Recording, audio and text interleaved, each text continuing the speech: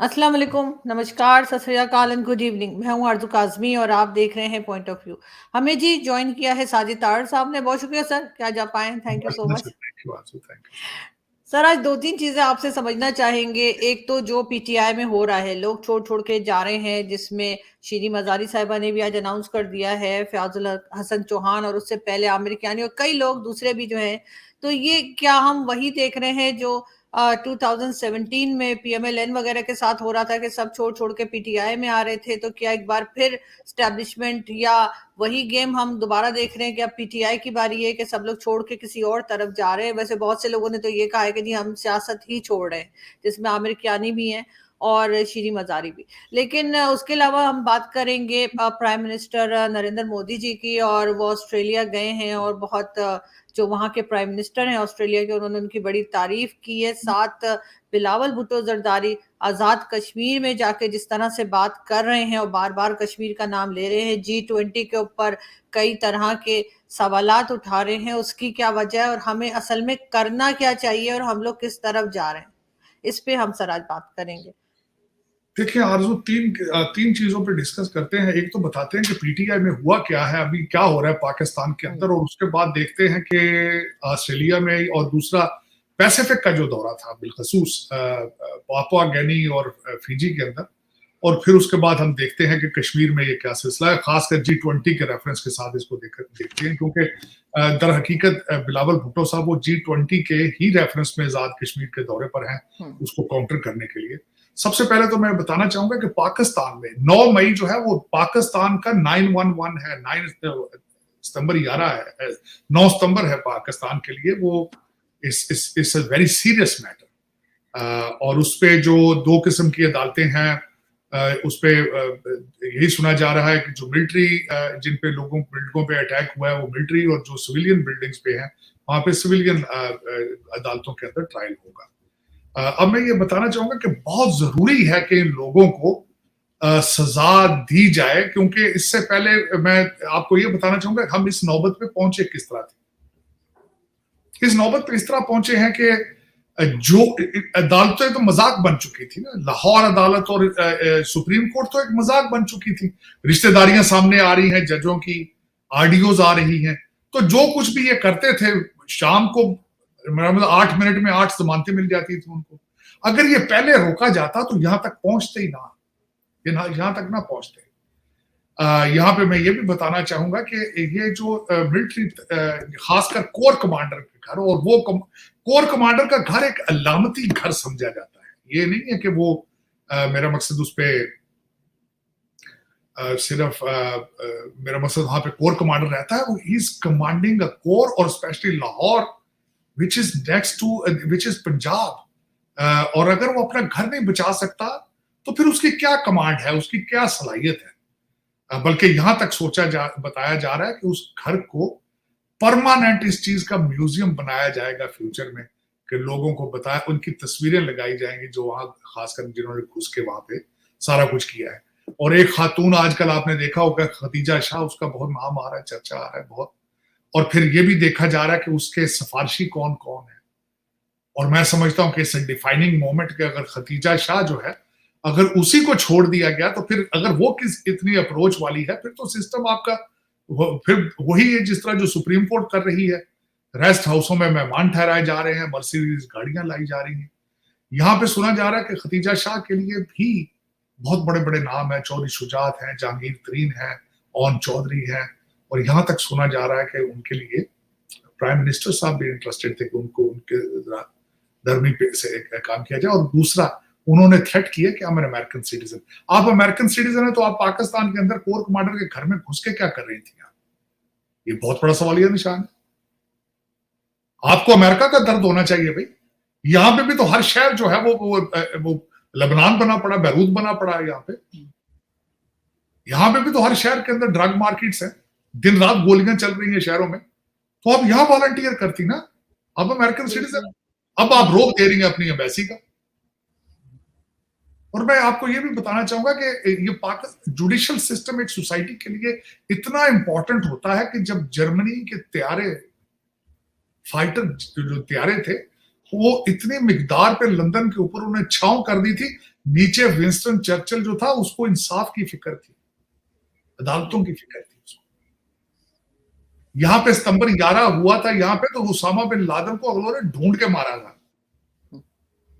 बिल्कुल। ये इसका बात नहीं है। और दूसरा ये जो मजाक बना रखा था ना आर्मी को, दुनिया के 7 लाख आर्म लोग, और उनको रोजाना मजाक, उनको ऐसे ऐसे इल्काबात, जानवर हैं ये, मीर जाफर हैं, एक मजाक बन चुका था, डर्टी हैरी है, और हर लौंडा लपाड़े के मुंह पे चढ़ चुका था, सुबह शाम गालियां निकाली, गलीज बातें, गलीज चीजें, और इसको रोकना जरूरी था मेरे ख्याल और में। सर जिस तरह से जो है जो शोधा के स्टैचूज को तोड़ा गया है, उस पे तो यकीन करें कि इंडिया के लोग भी अफसोस कर रहे हैं, खास तौर पे कर्नल शेर खान के ऊपर। मेरी आज कर्नल भी शेर खान, जी कैप्टन कर्नल शेर खान, मैं समझता हूँ वो जो ब्रिगेडियर बाजवा थे, मैं उनको सलाम पेश करूंगा कि जिन्होंने इतनी रिस्पेक्ट, और बल्कि उन्हीं की रिकमेंडेशन पे उनको सतारा जुर्रत मिला। बिल्कुल। और बिल्कुल जो ये जो जिन्होंने किया था उनको उनको सजा मिलनी चाहिए। और मैं इसके हक में हूं कि पाकिस्तान का लॉ एंड ऑर्डर स्टैब्लिश किया जाए, और जो जुडिशरी ने गैप बना दिया है, एक मजाक बना दिया है कानून को, उसके हालात उनको ठीक किया जाए। मैं हमेशा आपके प्रोग्रामों में कई दफा कह चुका हूं आरजू, कि वाहिद एक आदमी है पाकिस्तान में जिसके पास पाकिस्तान का सोल्यूशन है, वो पाकिस्तान आर्मी चीफ है। और मैं हैरान था कि वो इस पे कुछ सख्त कदम क्यों नहीं उठा रहे, क्योंकि सख्त फैसला की जरूरत बन चुकी थी। ये एक मजाक बन चुका था। जिस तरह खान साहब के दोस्त चीजें मैं लेटली वो कहते थे, पीडीएम की क्या औकात है भाई, पीडीएम की क्या औकात है मेरे सामने। और फिर आज जो सर आप अब वो सर आज वो कह रहे हैं कि सर आज वो कह रहे हैं जबरदस्ती तलाक करवाई जा रही है, पहले शादी थी। आज की स्टेटमेंट है जबरदस्ती तलाक दी जा रही है, और इस तरह पार्टियां खत्म नहीं होती हैं, अभी भी पीडीएम खत्म हो रही है। मेरे पास तो 70% पॉपुलेशन लोगों की सपोर्टर्स हैं जी। लेकिन अभी तक मैं देखूं तो आरजू, अभी तक आज पहली दफा को टीयर 1 से लोगों ने फयाज चौहान और जो शीरी मजारी हैं, मैं समझता हूं कि ये 2 टीयर 1 के लोग जिन्होंने छोड़ी पीटीआई, पहले टीयर 2 के लोग ही छोड़ रहे थे, लेकिन 27 के करीब लोग हैं जिन्होंने अभी तक पीटीआई छोड़ी है। लेकिन मैं समझता हूं कि ये बहुत पहले इस तरह के फैसले हो जाने चाहिए थे, और उसके बाद इकॉनमी पे तवज्जो दी जाती। और मैं समझता हूं कि अभी भी मैं समझता हूं 30 दिन के अंदर अंदर इन चीजों को खत्म करके इकॉनमी पे तवज्जो दें, और उसके बाद मेरी हमेशा से ये ख्वाहिश होती है, और मैं इसका बहुत बड़ा एडवोकेट हूं, कि भारत के साथ रिलेशनशिप ठीक किया जाए। हमारा we can not move forward without it. ये हमारा नेशनल इंटरेस्ट का मैटर है। और जिस तरीके से इस वक्त जब हम बात करेंगे, मैं बताऊंगा कि ऑस्ट्रेलिया और पापा गिनी के अंदर किस तरीके से जो वहां पे अपने वो सफारती अपने टारगेट अचीव कर रहे हैं। मैं समझता हूं कि that is the only way forward. आपको बाजू बनने की जरूरत है भारत के साथ, ताकि ये पूरा रीजन जो है यहाँ से गुर्बत खत्म की जाए, दहशत गर्दी खत्म की जाए, तरक्की की तरफ जाया जाए। और ये 21st सेंचुरी जो है, इसमें आपको ये इख्तलाफात खत्म करके गुर्बत के खिलाफ जो है वो निकलना होगा। और खुदारा ये जो जिहाद का टूल आप इस्तेमाल करते हैं, इसको तालीम के खिलाफ इस्तेमाल करें, जहालत के खिलाफ, गुर्बत के खिलाफ। बल्कि इसकी जरूरत नहीं है इसको बार बार ये एक चीज सामने रख लेनी कि हमने ये करना वो करना। अब वो दौर रहा नहीं है। डिजिटल पाकिस्तान की बात की जाए, ये मेरी एक हम्बल रिक्वेस्ट होगी। लेकिन ये तभी मुमकिन हो सकेगा जब आप अपने पड़ोसियों के साथ रिलेशनशिप ठीक करेंगे। उसके बाद मैं बात करना चाहूंगा कि इस वक्त पैसिफिक के अंदर जो दौरा किया गया बाइडेन साहब के साथ, पापा गिनी में खासकर, उसमें जो जेम्स मोरापे, उन्होंने तो खैर रिकॉर्ड ही तोड़ दिया जो मोदी साहब के पांव को हाथ लगाने का उन्होंने। और उसके बाद जो बिलखसूस उसके बाद फिजी ने और पापा गिनी ने उनको हाईएस्ट सिविलियन अवार्ड दिए। और उसके बाद जो जेम्स मोरापे हैं, उन्होंने कहा है कि हम 2 ताकतों के दरमियान फंसे हुए हैं, चाइना और अमेरिका की, आप हमारी एडवोकेसी करें, बिकम आवर एडवोकेट। मैं समझता हूँ बहुत बड़ा बहुत बड़ा ये फिक्रा है। भारत के ऊपर उन्होंने एतमाद का इजहार किया, इस मैग्निफिसेंट मैं समझता हूँ। और उसके बाद जो ऑस्ट्रेलिया में गए हैं, वहां पे जिस तरीके से उनका 20,000 लोगों ने उनका इस्तकबाल किया, रिमार्केबल। और फिर उन्होंने कहा कि ही इज अ बॉस, और उसके बाद उन्होंने कहा कि ब्रूस लिविंगस्टन को इतना प्रोटोकॉल नहीं मिला जो मोदी जी को मिला है वहां पे। फिर उन्होंने वहां सिडनी में अपनी एक सबर्ब का इफ्तिताह किया जिसका नाम उन्होंने रखा। फिर हैरिसबर्ग के अंदर उन्होंने चाट की बात की, वहां जलेबियों की बात की, और मैं समझता हूं कि it was a wonderful event, wonderful trip जो था। और इससे जो हासिल किया है उन्होंने हासिल ये किया है कि वेस्टर्न सिविलाइजेशन जो है उन पे मजीद प्रेशर पड़ेगा भारत की डिप्लोमेसी का और फॉरेन रिलेशंस का, क्योंकि इस वक्त जरूरत है जो पैसिफिक के अंदर इनको आर्मी बेसिस की जरूरत है, इनको वहां से ट्रेड रूट जो है उसकी जरूरत है, और अमेरिका और वेस्टर्न कंट्रीज जो है दे आर अंडर प्रेशर, और बिलखसूस यूक्रेन के हवाले से। और उन पे मैं समझता हूँ कि इनका इन्फ्लुएंस मजीद बढ़ेगा अमेरिका के अंदर। अमेरिका मजीद इनके रोक के नीचे आएगा, इनके साथ रिलेशनशिप मजीद चाहेगा, ताकि वहां पे उसमें पैसिफिक में मजीद अमेरिका और वेस्टर्न कंट्रीज जो है चाइना के खिलाफ इकट्ठे हो सके, तो भारत की अहमियत जो है वो मजीद बढ़ेगी इसमें, मैं समझता हूँ वंडरफुल। अब मैं अगली बात जो करना चाह रहा था कि बिलावल भुट्टो के हवाले से, उसमें उन्होंने ना सिर्फ दौरा किया बल्कि काउंटर करने की कोशिश की G20 में। G20 के अंदर पाकिस्तान ने ट्राई की है अपनी के OIC पे को कहा जाए कि वहां ना जाया जाए। वहां पे सऊदी अरेबिया और टर्की और इजिप्ट के लोग नहीं गए सरकारी, लेकिन उनके प्राइवेट सेक्टर के लोग गए वहां। श्रीनगर चाइना भी नहीं गया, चाइना वहां पे शेरे कश्मीर कॉन्फ्रेंस हॉल है जहां पे ये सारा हुआ। उसके बाद ये था कि वहां पे मिलिट्री प्रेजेंस बहुत ज्यादा है, वहां पे टेररिज्म के थे एलिगेशन वहां मौजूद है। गुलमर्ग एक जगह है स्की रिसोर्ट जहां पे एक दिन का दौरा है, 60 जो लोग जो मुख्तलिफ जो डेलीगेशंस थे उनको लेके जाने का, और उन्होंने कैंसिल करना पड़ा है। तो इस तरह की चीजें तो थी, लेकिन इस वक्त जो मैं समझ रहा हूँ जो इंफ्रास्ट्रक्चर के ऊपर पैसा लगाया जा रहा है, और जो UAE के लोग गए थे वो सरकारी तौर पे भी, और वो जो बहुत बड़ा माल बना रहे हैं और जो अपॉर्चुनिटीज वहां पे क्रिएट की जा रही हैं, उन चीजों के साथ मैं समझता हूँ कि कोई कंपैरिजन ही नहीं है, उनके साथ कंपैरिजन की ही नहीं जा सकता इस रीजन में। मैं समझता हूँ पाकिस्तान के लिए इस वक्त the only way forward is to start a dialogue with India, to start the process from somewhere to इस पे रिलेशनशिप। और उस पे मैं समझता हूँ विंडो मोदी जी ने खोली है। उन्होंने अपने इसी दौरे के दौरान स्टेटमेंट दी है, मेरा ख्याल हिरोशिमा के अंदर उन्होंने स्टेटमेंट दी थी कि we want to have a better relationship with Pakistan. और मैं समझता हूँ कि बजाय कि इस चीज को इधर उधर लेके जाया जाए, इस अपॉर्चुनिटी को फौरन कैश कराना चाहिए। सर कैसे कैश करेंगे जब मुसलसल बिलावल भुट्टो जरदारी 3 दिन हो गए कि वो सिर्फ और सिर्फ नेगेटिव कमेंट्स ही दे रहे हैं भारत के बारे में। आज सुबह से भी वो लगे हुए थे, तो कैसे बात होगी?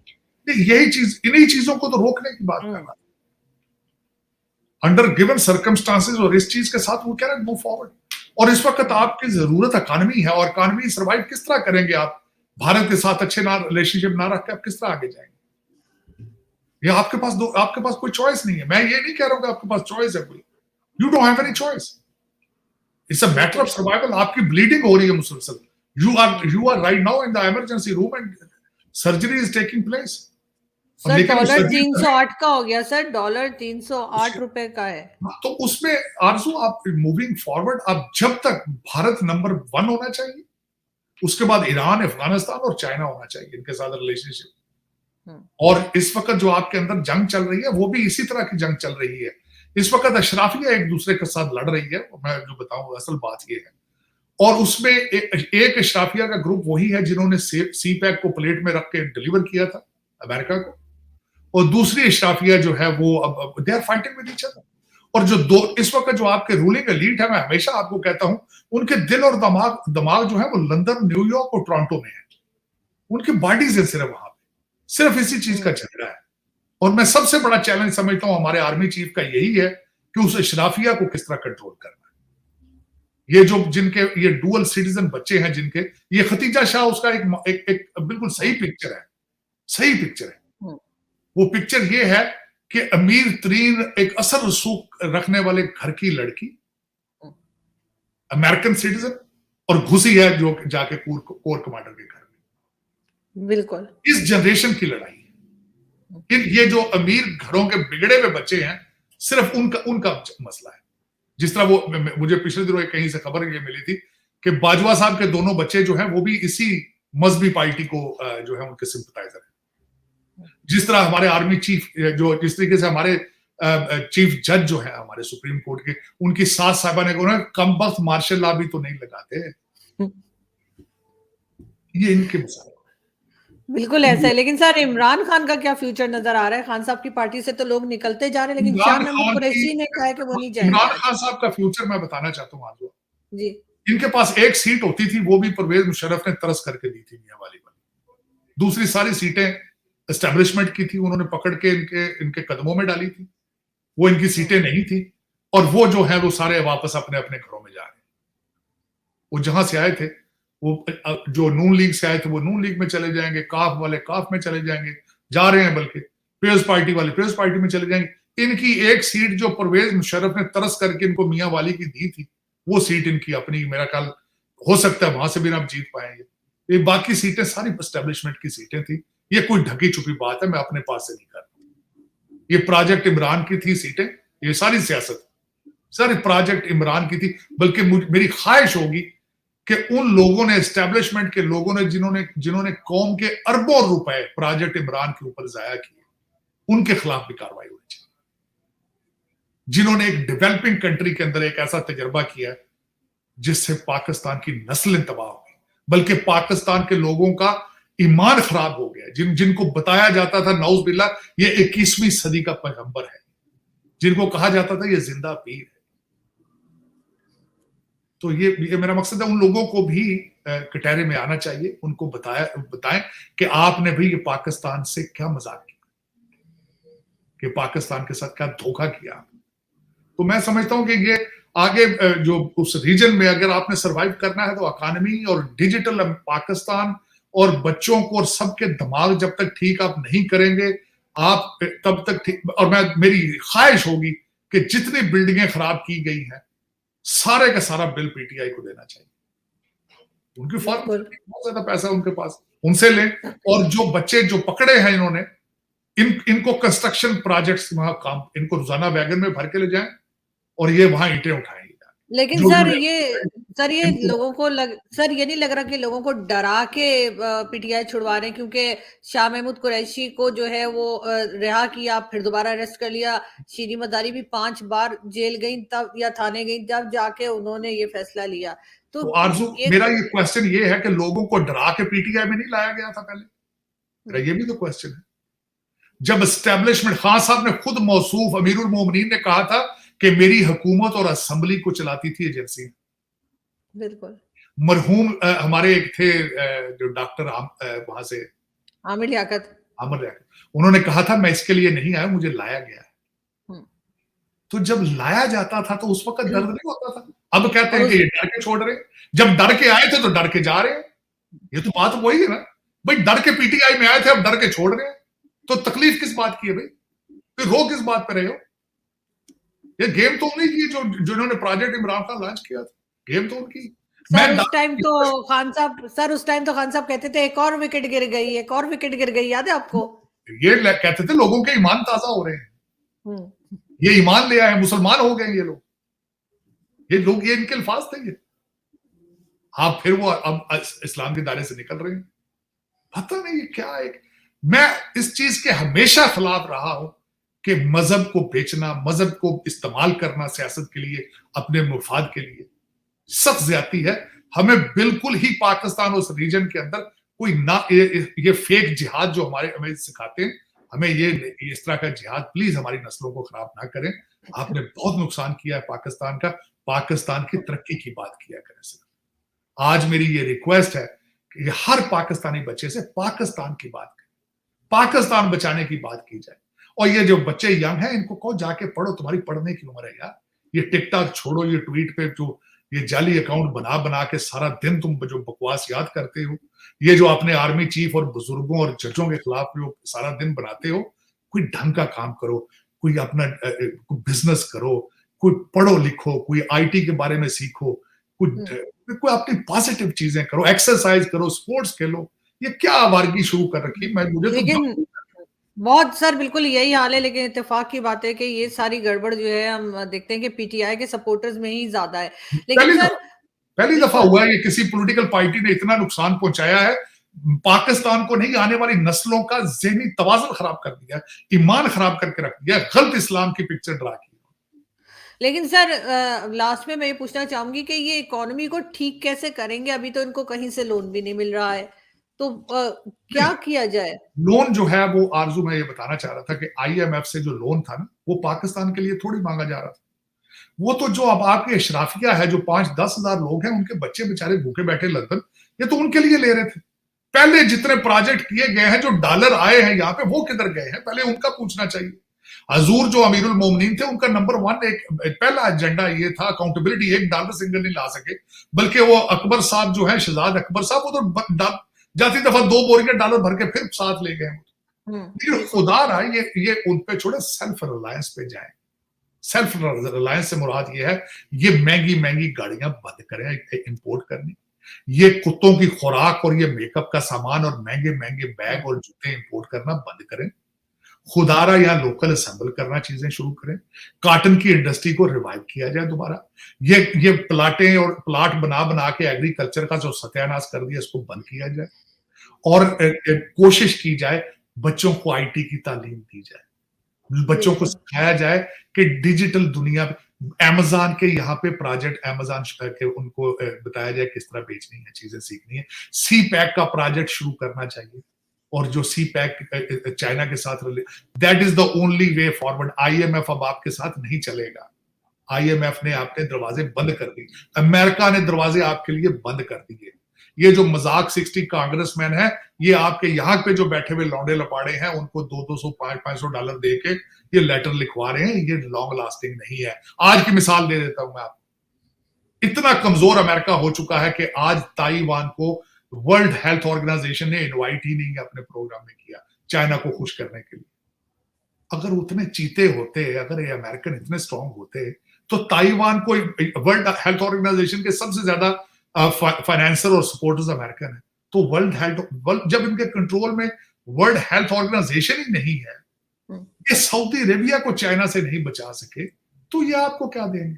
ये एक गलत फहमी है। वो खलील जादे है जो कि एक लॉबियस्ट है, वो हमारे अमीरुल मोमिनीन है, गिनते तरले पाँव में पड़े हैं अमेरिका की इस वक्त। ये वही है, इसी अमेरिका के खिलाफ 55 जलसे किए थे मौसूफ ने। हकीकी आजादी का हिस्सा था अमेरिका से भागना। एब्सोल्युटली नॉट के हर गाड़ी के पीछे स्टिकर लगे हुए पाकिस्तान। सर, अब वो निकाल रहे हैं, ये वीडियोस भी आ रही हैं कि वो सपोर्टर्स इनके वो एब्सोल्युटली नॉट के, और हम क्या जो जो नाम इन्होंने रखे हुए थे अपने, उस सब के स्टिकर्स जो है वो निकाल रहे हैं, और घबराना नहीं जो है वही चल रहा है अभी तो। बस घबराना क्या है, जब मैंने बताया मजहबी एक मजहबी फिरका बना लिया है नया। और अल्लाह ताला माफी दे, मैं इसका क्या करूं, मैं बिल्कुल इस हक में नहीं। ज़ियाउल हक साहब ने बहुत नुकसान पहुंचाया था, लोगों को जूते मार मार के नमाजें पढ़ाते थे वो। मैं बिल्कुल इस चीज के हक में नहीं है। आपका और खुदा का रिलेशनशिप आपके पर्सनल मैटर है, बिल्कुल आपको उसमें किसी एजेंट की जरूरत नहीं है कि एक बंदा आप दरमियान में एक एजेंट बन जाए और मुसलसल आपको ये बताए कि आपका मजहब ही दुनिया में वाहिद सच्चा मजहब है। आप सीखें दूसरे मजाहिब की इज्जत किस तरह की जाती है, आप सीखें पहले कि एक दूसरे से मोहब्बत किस तरह की जाती है। मैं समझता हूं जो इंसान दूसरे इंसान से मोहब्बत नहीं कर सकता, प्यार नहीं कर सकता, इज्जत नहीं कर सकता, वो ना अच्छा मुसलमान, ना अच्छा हिंदू, ना अच्छा सिख, ना ईसाई बन सकता है। ये बताना चाहिए मेरे ख्याल। बिल्कुल ऐसा ही है सर। और सर देखते हैं बहरहाल के अब क्या होता है। इमरान खान की तो खैर बहरहाल यही लग रहा है कि पार्टी छोड़ छोड़ के लोग जा रहे हैं, लेकिन अगली पार्टी जो है वो लोग कह रहे हैं कि पीपल्स पार्टी का टाइम लग रहा है, कि हो सकता है अगले इलेक्शन में शायद वो सामने आए। बहुत शुक्रिया सर कि आपने माय आज प्लेजर, ज्वाइन किया। Thank you so thank you much. So much. Thank you so much sir.